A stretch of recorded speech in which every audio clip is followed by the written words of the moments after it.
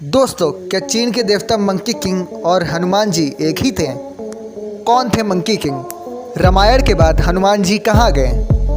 क्या हनुमान जी चीन चले गए? आज आप सब इतिहास जानने के बाद आप भी कहोगे कि हनुमान जी ही थे चीन के मंकी किंग। दोस्तों, हनुमान जी के बारे में भारतीय ग्रंथ में काफ़ी उल्लेख है। बचपन में हनुमान जी बहुत शक्तिशाली और शरारती थे। हनुमान जी के पास एक गदा था जो उनकी ताकत था। हनुमान जी इतने शक्तिशाली थे, वो अगर चाहते तो रावण का विनाश अकेले ही कर देते और लंका का दहन कर देते, लेकिन हनुमान जी ने ऐसा नहीं किया। वो चाहते थे कि उनके प्रभु श्री राम रावण का विनाश करें।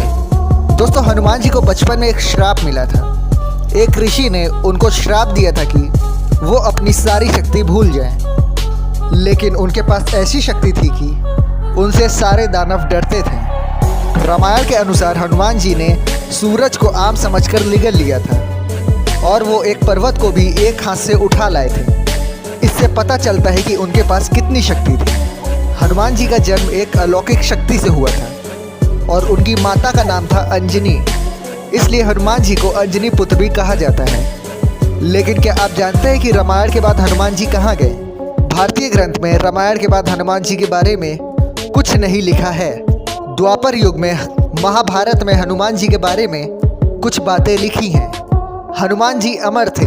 ऐसा माना जाता है कि वो कलयुग में भी जिंदा हैं। अगर हम चीन के ग्रंथ और उनके इतिहास को देखें तो ये पता चलता है कि चीन के देवता मंकी किंग ही हनुमान जी थे। मतलब यह हुआ कि रामायण के बाद हनुमान जी चीन गए थे। दोस्तों, जैसे हनुमान जी का जन्म एक अलौकिक शक्ति से हुआ था, ऐसे ही मंकी किंग का जन्म भी हुआ था। दोनों में समानताएं हैं। बचपन में हनुमान जी जैसे शरारती थे, वैसे ही मंकी किंग भी शरारती थे। मंकी किंग के आगे देवता और दानव भी हार मान जाते थे। चीन के ग्रंथ के अनुसार एक दानव जो मुंह से आग का गोला निकाल कर सबको जला देता था, उसको मंकी किंग ने मार दिया था। और स्वर्ग में मंकी किंग ने बचपन में बहुत नुकसान किया था। उसी प्रकार हनुमान जी भी बचपन में स्वर्ग में तोड़फोड़ किए थे और इंद्र देवता के साथ युद्ध हुआ था। उसके कारण हनुमान जी बेहोश हो गए थे। उसके बाद हनुमान जी को सभी देवताओं ने वरदान दिया था। वैसे ही चीन के ग्रंथ के अनुसार मंकी किंग के साथ भी ऐसा ही हुआ था। बचपन में एक ऋषि जो चीन के ही थे, उन्होंने मंकी किंग को स्वर्ग ले जाकर उनको युद्ध और बहुत सारी कला सिखाई थी। हनुमान जी की तरह मंकी किंग भी अमर है। दोस्तों, क्या मंकी किंग कोई और नहीं, वो हनुमान जी ही हैं। माना जाता है कि हनुमान जी शिव जी का ही एक अंश है और शिव जी का घर कैलाश पर्वत में है और वो पर्वत अभी चीन में है। हनुमान जी के पास एक गदा होता है जो उनकी शक्ति है। उसी प्रकार मंकी किंग के पास भी एक लकड़ी था।